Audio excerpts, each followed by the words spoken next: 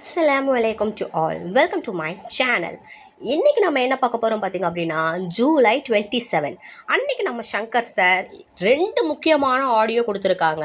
இந்த 2 ஆடியோவும் ரொம்ப இம்பார்ட்டண்ட், கேளுங்க அப்படின்னு இன்ஸ்ட்ரக்ஷனும் கொடுத்துருக்காங்க. அப்படிப்பட்ட அந்த 15 மினிட்ஸ் ஆடியோ அண்ட் அதை தொடர்ந்து 12 மினிட்ஸ் ஆடியோ, இது 2 ஆடியோலையும் சார் எந்த மாதிரியான விஷயங்களை சொல்லியிருக்காங்க அப்படிங்கிறத பற்றிய ஒரு டீட்டெயிலான வீடியோ தான் இப்போ நம்ம பார்க்க போகிறோம். வாங்க வீடியோக்குள்ளே போகலாம். அதாவது எஸ்பிஓ மெம்பர்ஸுக்கு சேலரி தவறாமல் கொடுக்கணும், அதே சமயம் நம்ம அந்த கம்பெனிக்கும் ஒரு கேரண்டீட் சேல்ஸ் கொடுக்கணும் அப்படிங்கிறதுக்காகத்தான் எஸ்பிஓ அந்த கம்பெனியோட ஒரு அக்ரிமெண்ட் செஞ்சுருக்காங்க.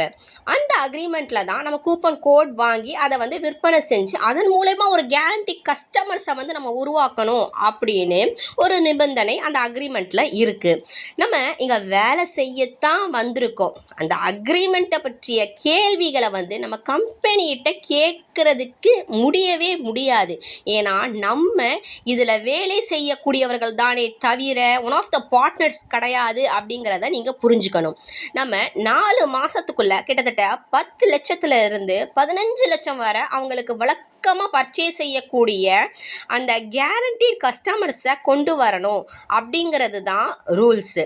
அப்போதான் அந்த கம்பெனிக்கு 20 to 25% வரை லாபம் கிடைக்கும்.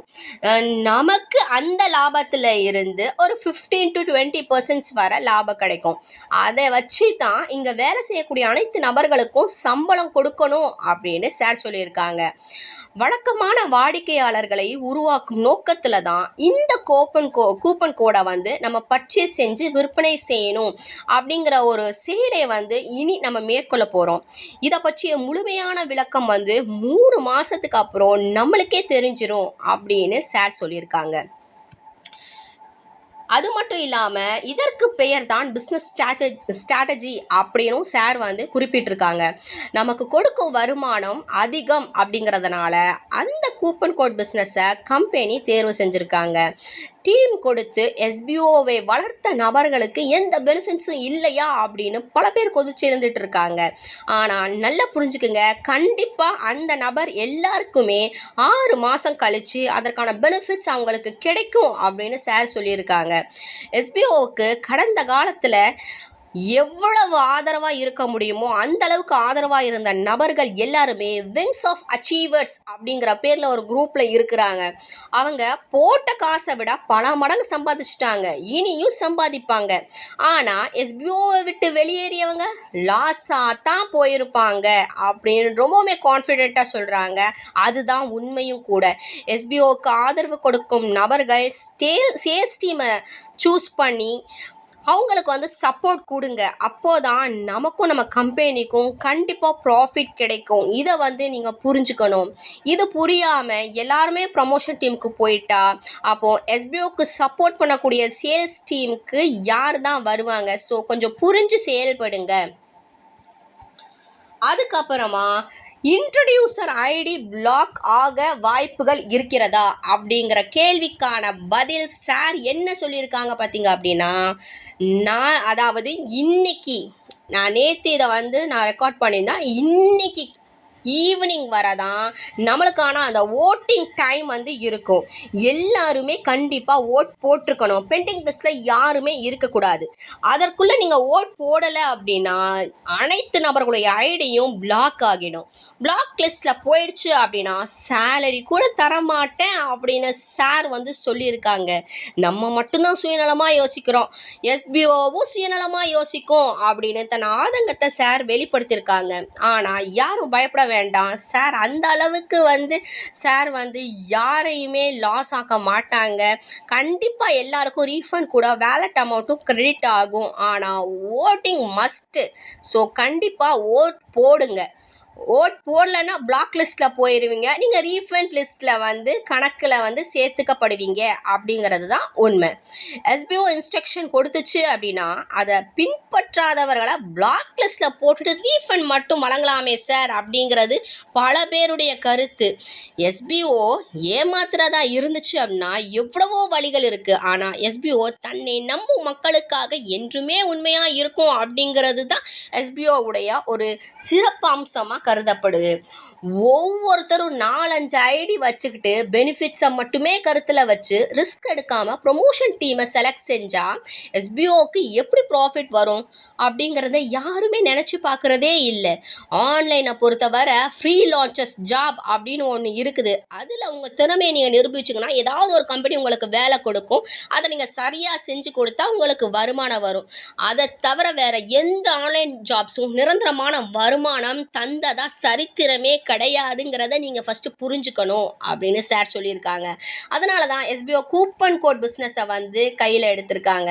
சேல்ஸ் டீமில் அதிக அளவில் மெம்பர்ஸ் வரலை அப்படின்னா கூட அதற்கு என்ன சொல்யூஷன் அப்படிங்கிறத பார்த்துக்கிட்டு எஸ்பிஓ முன்னோக்கி தான் போகுமே தவிர என்றைக்குமே பின்னோக்கி போகாது அப்படிங்கிறத மறந்துடாதீங்க.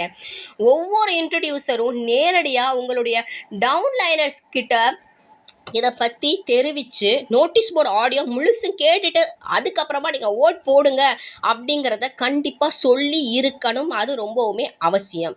இதை நீங்கள் தவறினீங்க அப்படின்னா ஓட் போடாத டவுன்லைனர்ஸ் மட்டும் இல்லாமல் அவங்களுடைய அப்ளைனரும் சேர்ந்து சஸ்பெண்ட் செய்யப்படுவீங்க அப்படிங்கிறத நினைவில் வச்சுக்கோங்க.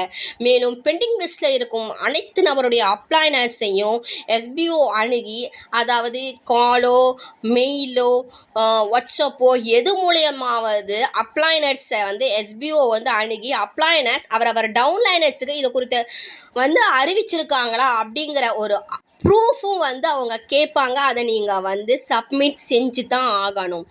ஆதாரத்தில் அப்ளைனர்ஸ் இது குறித்த விஷயத்தை வந்து தன்னுடைய டவுன்லைனர்ஸ்கிட்ட சொல்லிட்டாங்க, ஆனால் அவங்க தான் கேட்கல அப்படின்னா அதற்கு அப்ளைனர்ஸ் எதுவுமே செய்ய முடியாது. ஸோ அதனால் அப்ளைனர்ஸ் மீது எந்த ஆக்ஷனும் எடுக்க மாட்டாங்க. இன்கேஸ் அப்ளைனர்ஸ் அந்த டவுன்லைனர்ஸ்க்கு தெரிவிக்கலை அப்படின்னா கண்டிப்பாக அப்ளைனர்ஸ் பாதிக்கப்படுவீங்க அப்படிங்கிறத புரிஞ்சுக்கோங்க. எஸ்பிஓவுடைய அக்ரிமெண்ட்டை ரிஜெக்ட் செய்து பிளாக் லிஸ்ட்டில் உள்ள மெம்பர்ஸ், ஐடி டிரான்ஸ்ஃபர் செய்ய ரெக்வஸ்ட் கொடுத்த மெம்பர்ஸ், அன்பிளாக் செய்யுமாறு ரெக்வஸ்ட் கொடுத்த மெம்பர்ஸ் போன்ற எல்லா விதமான பிரச்சனையும் உள்ள ஐடியும் வந்து ஆக்டிவ் ஸ்டேட்டஸில் தான் இருக்கும் அப்படிங்கிறத நீங்கள் போய் செக் பண்ணி பார்த்தா தெரியும். இல்லாதவங்க வெயிட் பண்ணுங்கள், அதுக்கான சொல்யூஷனும் சார் கொடுப்பாங்க. அப்படி ஆக்டிவ் ஸ்டேட்டஸில் இருக்கிற எல்லாருமே வந்து போய் ஓட் போட்டு சப்மிட் செய்யுங்க. இதை மறந்துடாதீங்க. சீக்கிரமே ஓட் போடுங்க. இன்றைக்கி ஈவினிங் வரைக்கும் தான் டைம் இருக்குது. ஸோ சீக்கிரமாக ஓட் போடுங்க. 29ஆவது தேதிக்குள்ளே நீங்கள் ஓட்டிங் வச்சு பிளாக் லிஸ்ட்டில் போகிற எல்லா நபர்களையுமே லிஸ்ட் அவுட் எடுத்து அவங்கள வந்து ஃபில்டர் செய்வோம் அப்படின்னு சொல்லியிருக்காங்க. அதில் உள்ளவங்க மீண்டும் எஸ்பிஓவுக்கு எந்த ஒரு காலத்துலேயும் உள்ளே வரவே முடியாது. அவங்க ஸ்ட்ரெயிட்டாக ரீஃபண்ட் லிஸ்ட்டில் ஆட் ஆவாங்க. இதனால் ஏதோ ஒரு வகையில் அவங்களுடைய அப்ளைனர்ஸும் கண்டிப்பாக பாதிக்கப்படுவார்கள் அப்படின்னு சார் வந்து ரொம்பவுமே வலுக்கட்டாயமாக சொல்லியிருக்காங்க. ஸோ எல்லா அப்ளைனர்ஸும் சீக்கிரம் இன்னும் நீங்கள் வந்து தெரிவிக்கலைன்னா தெரிவித்து அவங்கள ஓட் போட வச்சுருங்க. இன்றைக்கி ஈவினிங் வரைக்கும் டைம் இருக்குது. ஸோ இந்த டைமிங்கை யூஸ் பண்ணி ஓட் போட்டுருங்க அப்படிங்கிறது ரொம்பவுமே இம்பார்ட்டண்ட். இந்த 2 ஆடியோவும் நீங்கள் கேட்கல அப்படின்னா கண்டிப்பாக லாஸ் நமக்கு தாங்கிறத நீங்கள் புரிஞ்சுக்கங்க. இன்னும் நிறைய விஷயங்களை சார் அந்த ஆடியோவில் வந்து மென்ஷன் பண்ணியிருப்பாங்க. உங்களுக்கு அது வந்து புரியணும் அப்படின்னா நீங்கள் கண்டிப்பாக போங்க. ஜூலை 27 அந்த லாஸ்ட் 2 ஆடியோ, அதாவது 15 minutes அண்ட் 12 minutesல இருக்கிற அந்த ஆடியோவை மறக்காமல் போய் கேளுங்க. இல்லை அப்படின்னா நீங்கள் ரொம்பவுமே ஃபீல் பண்ணுவீங்க. ஸோ இந்த வீடியோ உங்களுக்கு ரொம்பவுமே யூஸ்ஃபுல்லாக இருந்திருக்கும் அப்படின்னு நான் நம்புகிறேன். வீடியோ பிடிச்சிருந்துச்சு அப்படின்னா kindly subscribe, like, share, comment and support my YouTube channel. Thank you and thank you so much to all.